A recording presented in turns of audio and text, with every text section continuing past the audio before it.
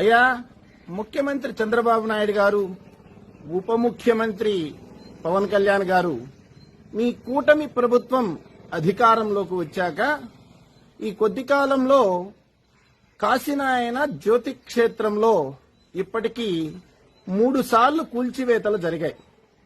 మొదటి 2 సార్లు కూల్చివేతలు జరిగాక మా దృష్టికి వచ్చినప్పుడు మేమేమనుకున్నామంటే, ప్రభుత్వానికి అనేక సమస్యలు ఉన్నాయి, మనం కొత్త సమస్యను సృష్టించకూడదు, పాలకులు ఆలోచన చేస్తారు, సరైనటువంటి నిర్ణయాలు చేస్తారు అని మేము ఆశించాం.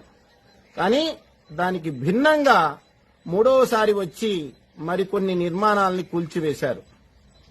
నా విష్ణు పృథివీపతి అని మేము నమ్ముతాం. పాలకులలో శ్రీ మహావిష్ణువు అంశం ఉంటుందని భావన.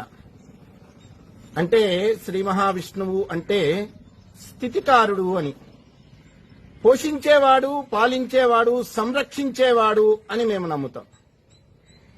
పాలకులుగా ప్రజల్ని పోషించి సంరక్షించాల్సిన బాధ్యత మీదే.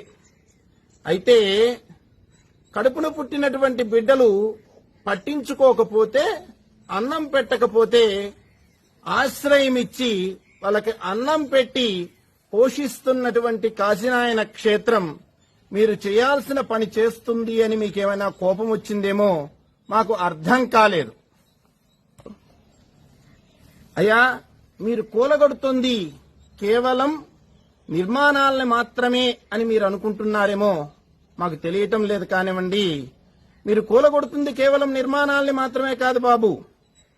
కన్నబిడ్డలు భోజనం పెట్టకపోతే అన్నమో రామచంద్ర అని అలమటించకుండా ఆ వృద్ధుల్ని అక్కున చేర్చుకుని అన్నం పెట్టుతున్నటువంటి ఓ మహావృక్షాన్ని మీరు కూలగొడుతున్నారు. ఏ కులం వాళ్ళు వచ్చారు, ఏ ప్రాంతం నుండి వచ్చారు, ఏ మతం వాళ్ళు వచ్చారు అని చూడకుండా అందరినీ అక్కున చేర్చుకుని